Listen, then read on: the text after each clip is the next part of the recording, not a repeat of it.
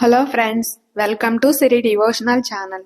ఈరోజు ఈ వీడియోలో 2024వ సంవత్సరంలో ఫిబ్రవరి 14వ తేదీ బుధవారం రోజున వసంత పంచమి పండుగను జరుపుకుంటాము.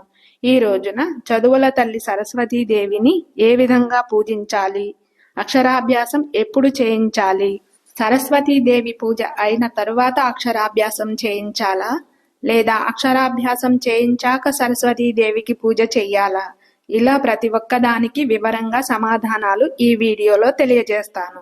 వీడియోని మాత్రం ఎక్కడా స్కిప్ చేయకుండా చూడండి, మీకు తప్పకుండా ఉపయోగపడుతుంది అనుకుంటున్నాను. చదువుల తల్లి సరస్వతీదేవి ఈ మాఘమాసంలో వచ్చేటటువంటి శుద్ధ పంచమి తిథిన జన్మించారు అని మన పురాణాలలో తెలుపబడినది. ఈ రోజున ప్రత్యేకంగా మనము చిన్నపిల్లల్లో చదువులు బాగా రాణించాలన్నా, వాళ్ళ జ్ఞాపక శక్తి పెరుగుదలకి, వాక్శుద్ధి కలగడానికి మనము ప్రత్యేకంగా సరస్వతీదేవినైతే ఆరాధిస్తాము.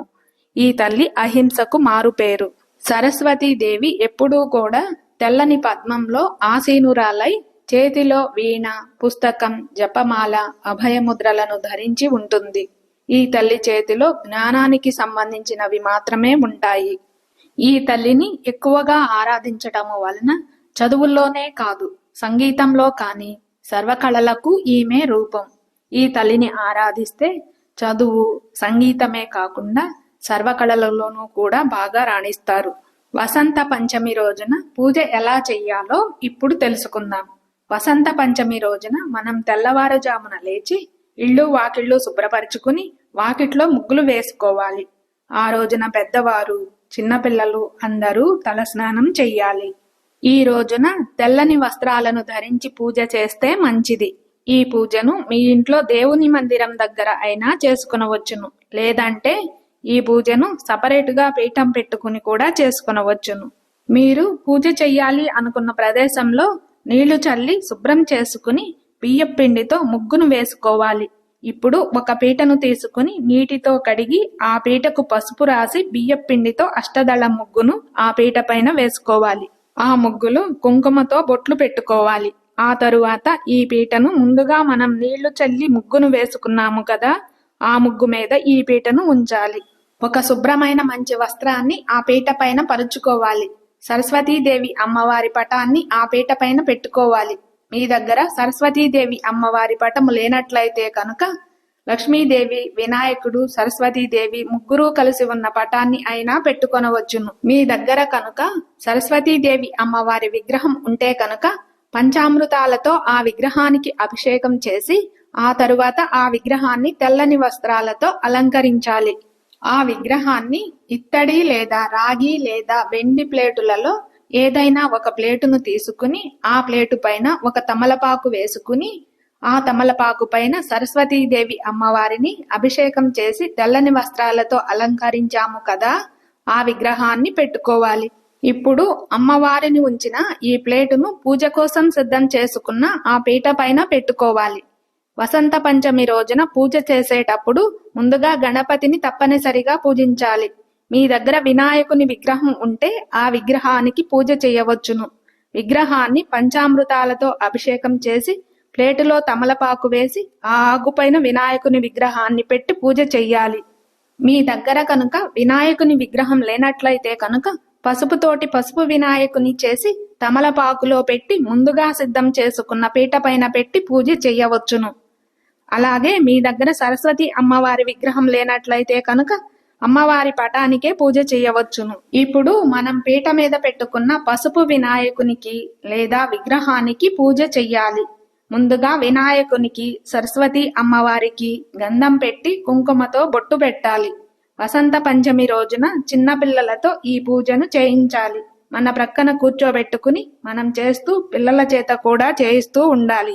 వినాయకునికి, సరస్వతీదేవికి కుంకుమతో బొట్టు పెట్టిన తర్వాత ముందుగా దీపాలను వెలిగించాలి. దీపారాధన ఆవు నెయ్యితో చేస్తే మంచిది. 2 దీపాలను వెలిగిస్తే మంచిది. ఆ తరువాత వినాయకునికి పూజ చెయ్యాలి. పసుపు, కుంకుమ, గంధం, పూలు, అక్షంతలను వినాయకునికి సమర్పించాలి. అగరొత్తులతో ధూపం వెయ్యాలి. తాంబూలం పెట్టాలి. ప్రసాదంగా చిన్న బెల్లం ముక్కను నివేదించాలి. ఆ తరువాత హారతి కర్పూరంతోటి హారతి ఇవ్వాలి. ఇంతటితో వినాయకుని పూజ ముగుస్తుంది. ఇప్పుడు వినాయకుని దగ్గర ఉన్న అక్షింతలను కొన్ని తీసుకుని మనము పిల్లలకి శిరస్సు పైన వేసుకోవాలి. ఆ తరువాత సరస్వతి అమ్మవారికి పూజను ప్రారంభించాలి. ఈ రోజున ప్రత్యేకంగా పూజ దగ్గర పిల్లల చదువుకు సంబంధించిన పుస్తకాలను పెట్టాలి. ఒక కొత్త పెన్నును కూడా పూజ దగ్గర పెట్టాలి.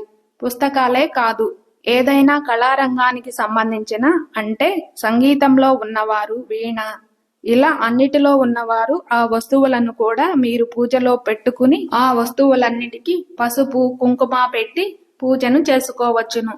ఎందుకు అంటే ఇవన్నీ ఆ తల్లికి సంకేతాలు కాబట్టి. ఆ తల్లి అనుగ్రహం అనేది కలగాలి అంటే ఖచ్చితంగా మీరు పుస్తకాలు, పెన్ను, వీణ ఇలాంటివన్నీ మీరు పూజలో పెట్టుకోవాలి.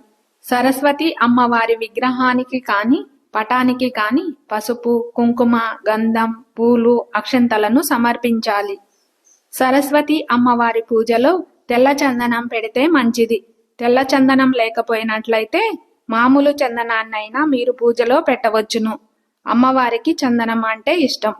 సరస్వతి అమ్మవారికి తెలుపు రంగు పుష్పాలంటే ఇష్టం కావున తెలుపు రంగు పుష్పాలతోటి అమ్మవారిని పూజిస్తే మంచిది. ఒకవేళ మీకు తెలుపు రంగు పుష్పాలు దొరకనట్లయితే కనుక పసుపు రంగు పుష్పాలతోనైనా పూజించవచ్చును. ఇప్పుడు అమ్మవారికి అగరొత్తులతోటి ధూపం వెయ్యాలి. తాంబూలాన్ని అమ్మవారికి సమర్పించాలి. ఆ తరువాత అమ్మవారికి నైవేద్యం సమర్పించాలి. క్షీరాన్నం అమ్మవారికి నైవేద్యంగా పెట్టాలి. ఇంకా అమ్మవారికి నువ్వులుండలు, పేలాలు, అటుకులు, చెరుకు ముక్కలు ఇలా అమ్మవారికి తెల్లని పదార్థాలను నైవేద్యంగా పెట్టాలి. ఇవి ఏమీ లేనట్లయితే కనుక ఆవు పెరుగు, ఆవు పాలను కూడా అమ్మవారికి నైవేద్యంగా సమర్పించవచ్చును. ఇప్పుడు సరస్వతీదేవి శ్లోకాలను, సరస్వతీదేవి అష్టోత్తర శతనామావళి మంత్రాలు, సరస్వతీదేవి కవచాన్ని పిల్లల చేత చదివించాలి. ఒకవేళ పిల్లలు చదవలేకపోతే పెద్దవారు చదువుతుంటే పిల్లలు ఓం ఓం అనుకుంటూ ఉన్నా సరిపోతుంది. ఈ సరస్వతీదేవి మంత్రాలను అమ్మవారి పటము దగ్గర కానీ విగ్రహము దగ్గర కానీ పుష్పాలను అక్షింతలను మీరు పిల్లలు కూడా అమ్మవారికి సమర్పిస్తూ ఈ మంత్రాలను చదవాలి. ఒకవేళ పెద్దవారికి కూడా ఈ సరస్వతి అమ్మవారి శ్లోకాలు మంత్రాలు చదవడం కష్టం అనిపించినా లేకపోతే కుదరదనిపించినా కూడా ఓం సరస్వత్యై నమః అనే ఈ మంత్రాన్ని 108 సార్లు తెల్లని పుష్పాలను అక్షింతలను మీరు పిల్లలు కూడా అమ్మవారికి సమర్పిస్తూ ఈ మంత్రాన్ని చదివినా సరిపోతుంది. అమ్మవారికి కుంకుమ పూజ అంటే ఇష్టం కాబట్టి మీరు కుంకుమతో పూజ చేస్తే మంచిది.